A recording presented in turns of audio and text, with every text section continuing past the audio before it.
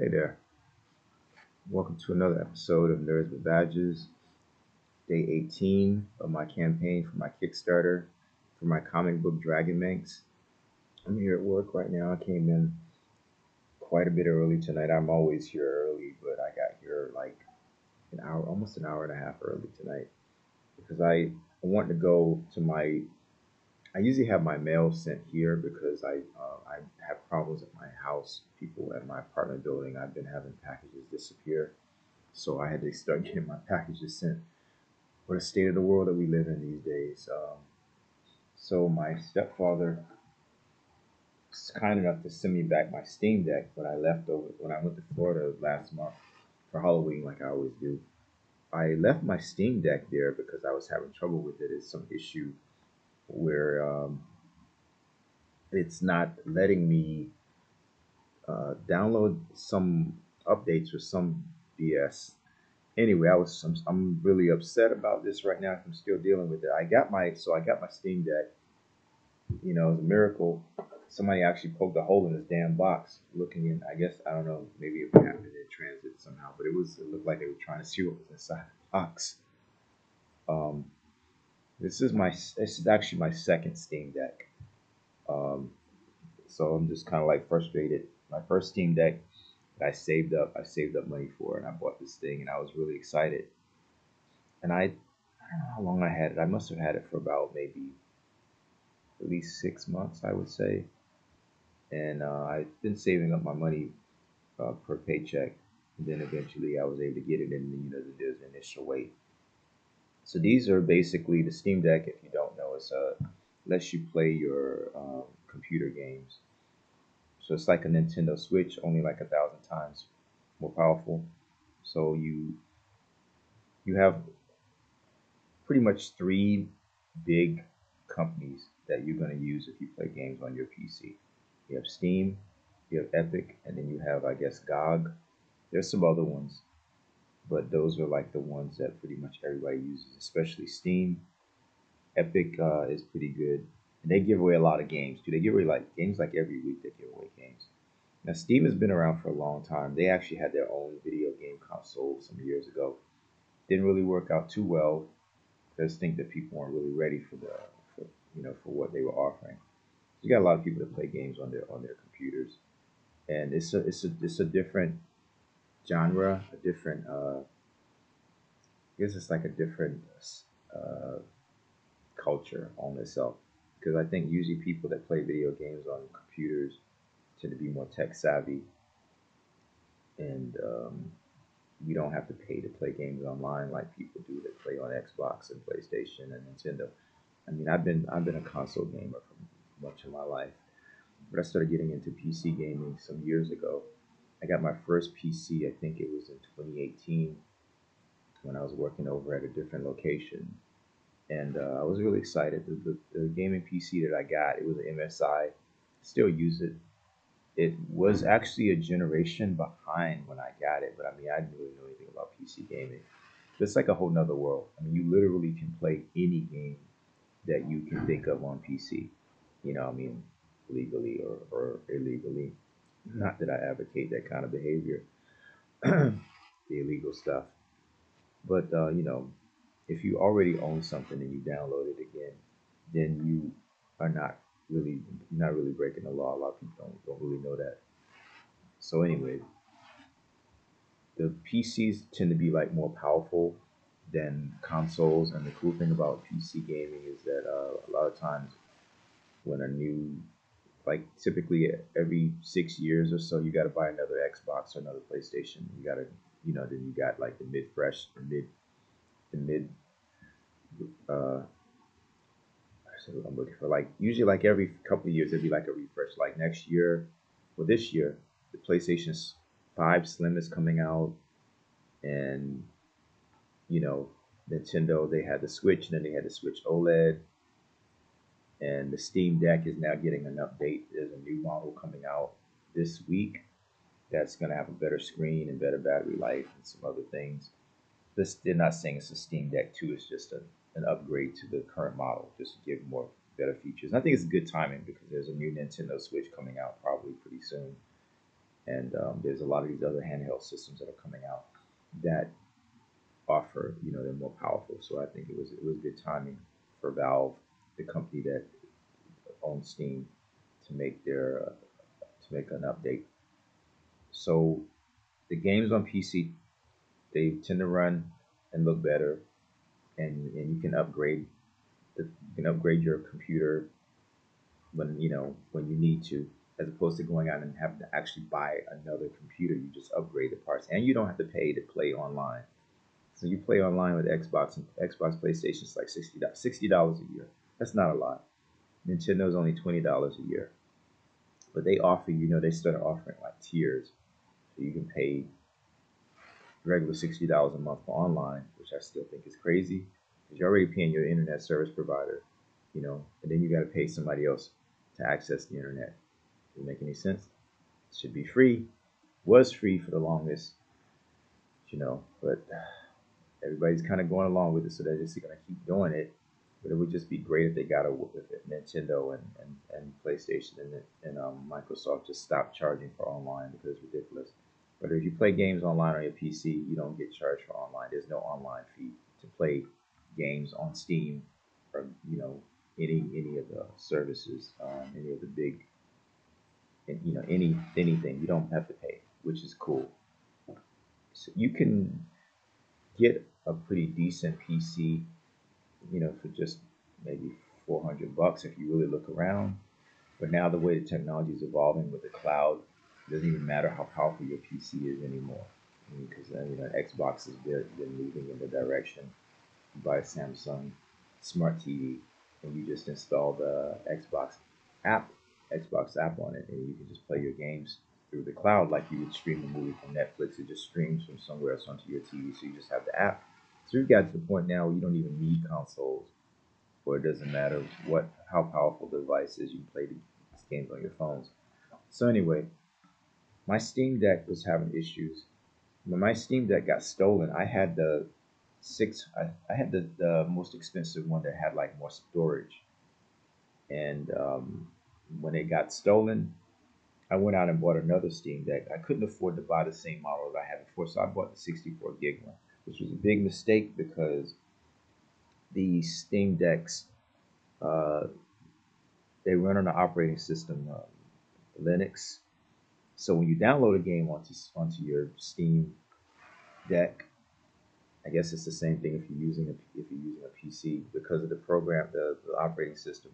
It not only downloads the game, but it downloads these files, which are like Proton files, and I guess those are things that it needs to run.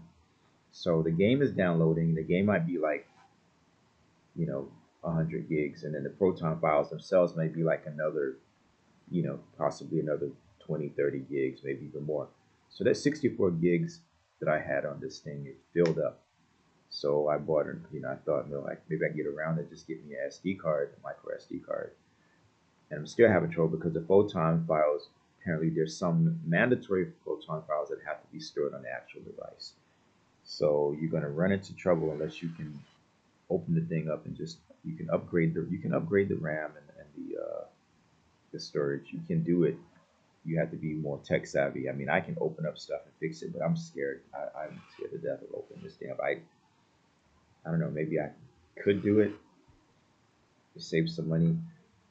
Another thing, and so this guy stealing my Steam Deck, I'm still dealing with the aftermath of that. And on top of that, there were perks that I got for purchasing the model that I got, and I can't access those perks anymore because it's just kind of stupid. And you would think that these companies would have ways of tracking, just bricking the damn thing if someone steals it from you. I know some of the newer machines that are coming out by other companies have fingerprint readers and I guess facial recognition technology, which is good. Uh, but the Steam Deck, it just has like a password protection thing on it, and I guess if someone can probably figure out how to use the machine, even though they can't access your account. And this person tried to like access my account, and I got a notification on my phone. They were somewhere in Orange County here at some amusement park, trying to use my trying to access my account and asked me on my phone to give permission. Of course, I said no. I had to change my password. So yeah, the police came and they did a little investigation. Company doesn't compensate you in any way. So I was like out of $1,000 because not only did the person steal my Steam Deck, but they also took my Asus laptop that I had. They just plugged uh, they so they invite themselves to my laptop and my Steam Deck. So I was out of like $1,000. I had to buy another laptop and I got another Steam Deck. And yeah, so I was really just upset about that. That somebody was just able to just like walk up in here and just take my stuff that I work for. I mean, it's just crazy that but we have had some issues with people using the internet here too, and it caused the company problems. So now I can't access my cloud stuff. So that may be why I'm having issues with my. This thing is trying to like it's saying it's trying to connect to the Steam servers, but this just seemed to start happening a few months ago because I think they did something with the cloud because apparently someone was downloading movies illegally and it caused the company problems. So more Mario Kart for me, no more Vampire the Masquerade on my lunch break. I used to play that a lot when I would come to work. So now I feel like I'm going on a rant here, but it's like when people do dumb things, there's repercussions. You know, people end up having to pay the price because of the actions of dumb people. Because now the 7-Eleven that's down the street from here is no longer open after 11 o'clock because of so many incidents. So it's just so we can't have nice things. I mean, when I first came to California years ago, I used to walk through the neighborhoods. I used to kind of like, like, well, these people live in these gated communities. They're like in prisons. But now I completely understand why people live like that because you have to. We just live in a crazy world now. Things are just different from how they used to be. I worked here for a long time with the company, and just have noticed that things have just gotten progressively crazier.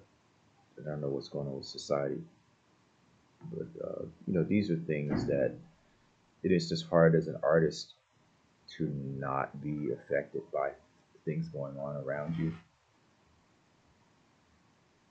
And I think people that write songs or sing songs, people that draw, these things end up coming into things that are going on around you in the world. You end up, they say that art is supposed to be like an escape, but it's expression also. So I've been dealing with some things in my life, and I just really started to understand that this is, it's good when you can use your art. I think when people can connect with characters or with something that's going on in your, that you're using, the medium that you're using, people can connect with that. It just makes it easier for them to have a rapport with your work or your character. I mean, as a comic book writer myself, I remember years ago when someone was reading one of my, looking at some of my stuff, like, man, he was going through something, I can tell when I listen to some music, it's like the artist is going through something, especially people that write their own stuff. You get a connection. So there's definitely my comic world is a way for me to express in some ways how I feel about some things. Uh, so Dragon Manx in a lot of ways, of course, he is. I play DragonManx in my web series, and there's some things that are going on in DragonManx's life that definitely mirror some things that are going on in my own life. And some of the people that exist in DragonManx's world, some things um, I listen to people talk about stuff going on in their lives and then friends, family members, and sometimes I'm like, "Whoa, those are some really good stories." I mean, some really good, and just observing people in general. So I was at work last night. Not really happy about having to work at a different location. Just reading some of my old stuff, and I always wanted to do something with this character. Just did like some quick sketches at work last night. This is a character called, well, originally she was called the Bionic Pig, but now I'm just gonna call her Cyber Pig or CP. But I'm gonna spell cyber differently. It would just be CYBR. So this is like kind of like a tortured character. I was reading something earlier today about how a lot of people, a lot of movies that are coming out, a lot of superhero stuff is dark and broody. This character, I guess she is kind of dark and broody. She's a cyborg. She has like human DNA, pig DNA. She's created in a lab. But it really is a tribute to the $6 Million Man, the Bionic Woman. Those are shows that I grew up with. And so the character's name is Tina Summers. It's like a kind of a tribute to Jamie Summers and you know Tina Marie, one of the artists my favorite female artist of all time would definitely be Tina Marie, because there was a lot. Her music really helped me through a lot of stuff, and I really can relate to a lot of things in her lyrics. So I'm gonna modernize this character that I used to draw when I was like in high school. So that's gonna be really interesting.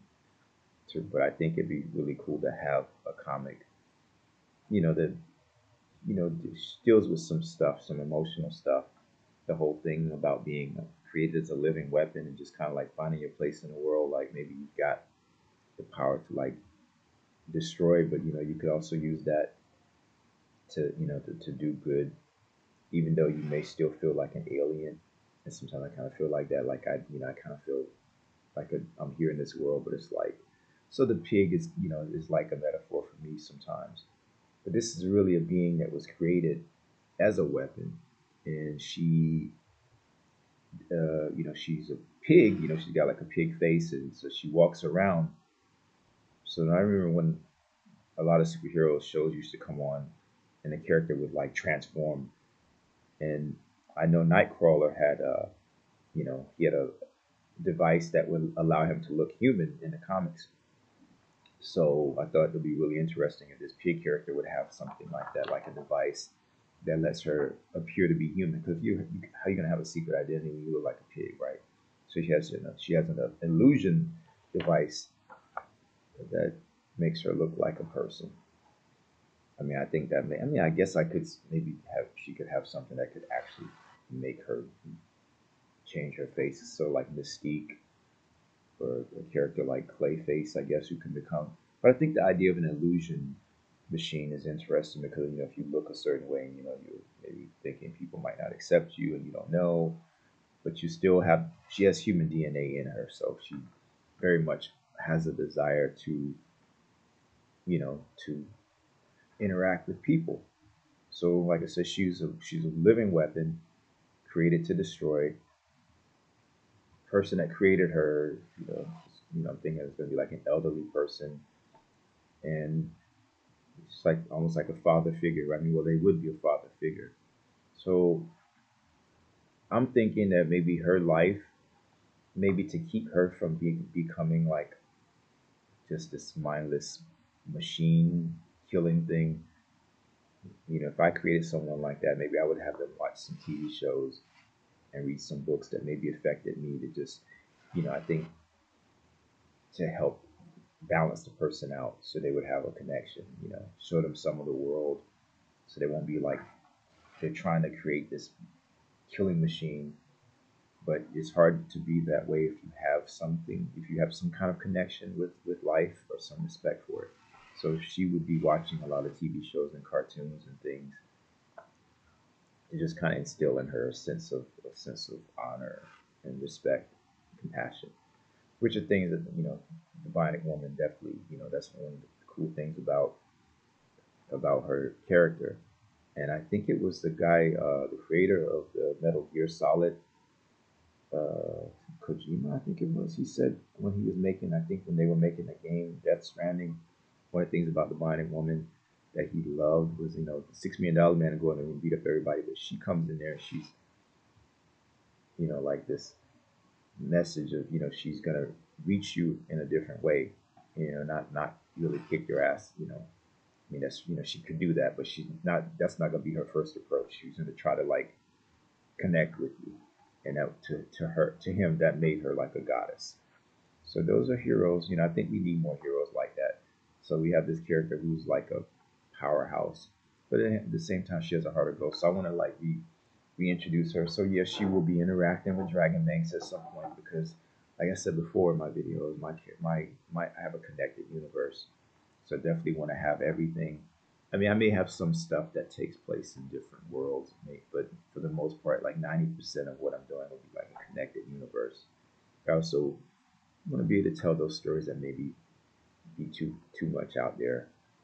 Uh, they can just exist in their own space. So we are day 18. I mean, I just can't believe it. Time is going by, and I'm gonna try. I'm not gonna say try. I did attempt to do a Zoom meeting last weekend with one of the creators and the publisher, and it didn't work out because I had my audio. I didn't have the damn thing wasn't recording.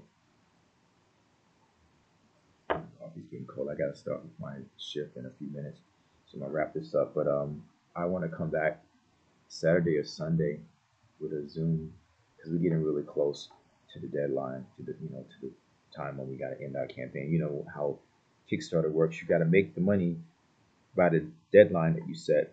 Otherwise, you got to give everything back. So we're almost there. So we definitely have to give a more aggressive push towards raising funds. So if you feel any connection towards me and what I'm saying, and you want to see more of my crazy universe with all these characters that I've got a lot of characters that I will be updating. But DragonManx is just tip of the iceberg. DragonManx, Sons of Legend, Sons of Legend, and then Satchwatch and the Mythology Sisterhood. All these are projects that I'm working on right now. Cartoon, comic books, the live action stuff, and the DragonManx project. It's all part of a connected, bigger universe. And you'll see more of that in the years to come. So that's it for now. And hopefully I didn't talk too much about my Steam Deck, and because that's just my mindset right now. Just like I'm like that, kind of like hit me. Um, I don't know. I may consider getting a newer model, maybe giving this one to someone. But that's it for now. I got to start my shift in a few minutes, so I'm out of here for now. I'll be back tomorrow and the next day and the next day and the next day after that till the campaign wraps. And we are so close right now. We're so close. I think they said that we are just maybe 100 or a little bit more than that to getting the goal. The goal is 2,000.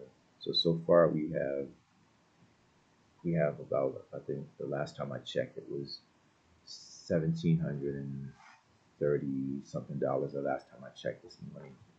Um, so definitely need your help, and it'd be really, really wonderful to actually see my stuff out there in the comic book. I mean, still kind of wrap my brain around that. I remember the first time I got some of my stuff published in a local newspaper, how wonderful that felt.